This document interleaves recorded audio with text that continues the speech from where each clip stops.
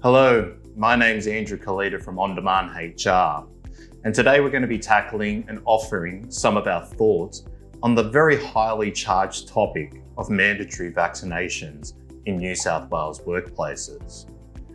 If I'm completely honest with you, we had some significant internal debate on if we should be releasing any content on this subject matter at the risk of polarising any individual or business owner, as our observations have been that this issue is highly divisive and one which both businesses and individuals feel very strongly one way or the other, with very little in the middle.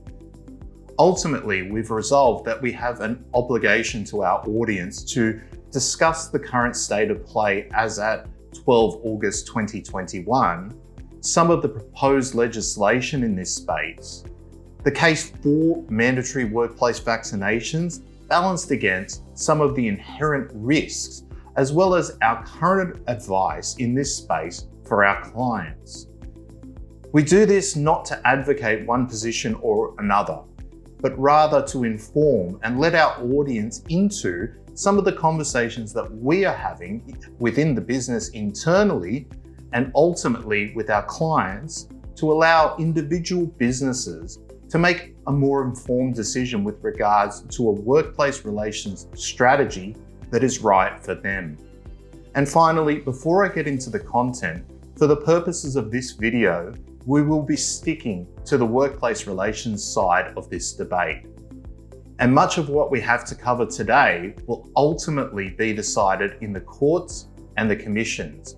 And therefore, we must say that this commentary is for information purposes. And prior to making any decisions, we strongly advise and encourage you to seek independent advice regarding your individual circumstances. If you're watching this on social media, this is part of a longer session on this subject matter, which you can view by visiting ondemandhr.com.au or by using the link in this post. Okay, so let's tackle the real meaty subject that has been on the mind of many workplaces across New South Wales and indeed Australia. The subject being bashed around in the media, the elephant in the room. Can a business in any industry enforce a mandatory workplace vaccination policy? And if so, should they? The first part of this vexed question, in our view, is fairly simple. Yes, today, a business can put in place a mandatory workplace vaccination policy. It's already in the history books with examples of businesses who have already done this and reports of many businesses with the wheels in motion to follow suit. However, for businesses who do put these practices in place, we expect there will be many test cases on whether or not such policies are reasonable, either an unfair dismissal, adverse action, workers' compensation, discrimination, or other complaints. And we expect that this will probably happen in the very near future.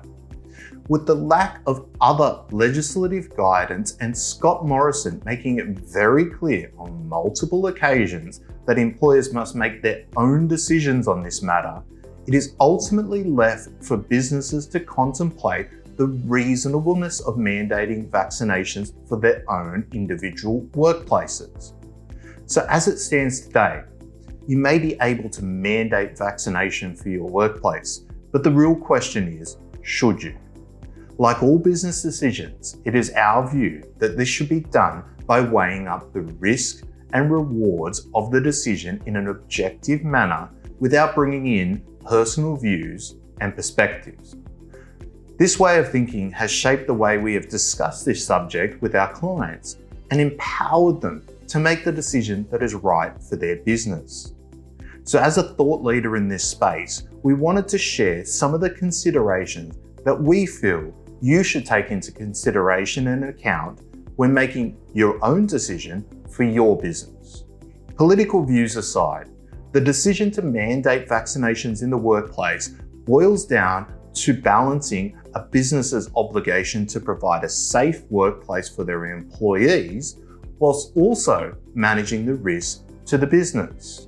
When it comes to the question of providing a safe workplace for their employees, it needs to be considered that the nature of the business will have an impact on the potential risk for employees with respect to contracting COVID-19 in the workplace. Both federal and state governments have already identified several higher risk industries, including aged care, airport, and quarantine workers requiring vaccination mandates, and putting construction aside, these largely make sense. The fact that the New South Wales government is currently debating whether the healthcare industry more broadly should be required to vaccinate, from our perspective, clearly indicates that there is no current blanket approval for all industries to go forward and to mandate for their employees to get vaccinated. And to add to this, the current advice as of 12 August 2021 from Safe Work Australia is that it requires businesses to minimise, so far as reasonably practicable, the risk of exposure to COVID-19 in the workplace.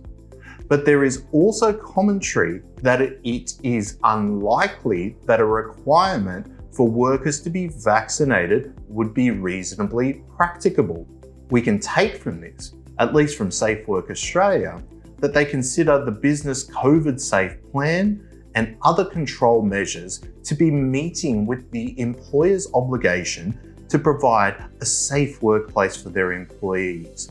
And steps beyond this, including mandatory vaccination, would be potentially above and beyond this obligation. However, we do accept that some businesses may choose to go above and beyond their current obligations from Safe Work Australia. And for those businesses, we encourage them to factor in and consider potential risks before taking action. When it comes to risk and liability from a HR and workplace relations perspective, there appears to be much for businesses to consider. Should a commission or tribunal consider a mandatory workplace vaccination policy to be unreasonable, it can expose the business to unfair dismissal, adverse action, and other types of claims. To make this matter more of a concern, it is likely that the test of reasonableness may be taken on a case-by-case basis, depending on the specific risk factors of varying types of businesses. So what this means in practice is that businesses are being asked in what is already a challenging time to all seek individual advice and bear the cost of this advice to make a determination of the reasonableness of such a directive. Further, if that advice is taken to be incorrect in hindsight as the result of some type of claim, the businesses will need to bear the legal cost of defending such a claim on top of any potential compensation for the employee subject to the directive is awarded. It is not too far of a stretch to see some segments of the legal fraternity start looking at which supercar they want to purchase next. However, another significant risk is the labour market risk. Immediately prior to the recent round of lockdowns across the country, it was reported that the unemployment rate was at 4.9%, meaning very few people were left available on the labour market. With conscientious objectors likely to be in every single workplace across the country, does a mandatory vaccination policy risk alienating or leading to an exit of some employees with difficulty in replacing them? Does this also mean that businesses can no longer draw from the entirety of the labour market, but rather the potentially 70 or 80% that are vaccinated? Pair this with the political implications of Independence Members' Bill introduced for debate from Fred Nile in February 2021, suggesting that employers should be responsible for the liability should an adverse reaction to a vaccination occur. In summary, the issue we're wrestling with is managing the risk of transmission and how much vaccination may reduce this in a workplace versus implementing a mandatory vaccination program, which for some businesses may lead to other risks, including employment claims, key talent leaving, and a reduced capacity to find alternatives. We honestly don't have all the answers, and right and wrong is really unclear in this debate. But we look forward to hearing from you and discussing your circumstances should you wish. Finally, if you're watching this on social media, this is an extract from a longer session on this subject matter where we tackle this challenging question from multiple angles and perspectives. And you can view the entire session on our website at ondemandhr.com.au. So from the entire team here at On Demand HR, we hope that you're staying safe, and we are ready and available to help support your business in any way that we can.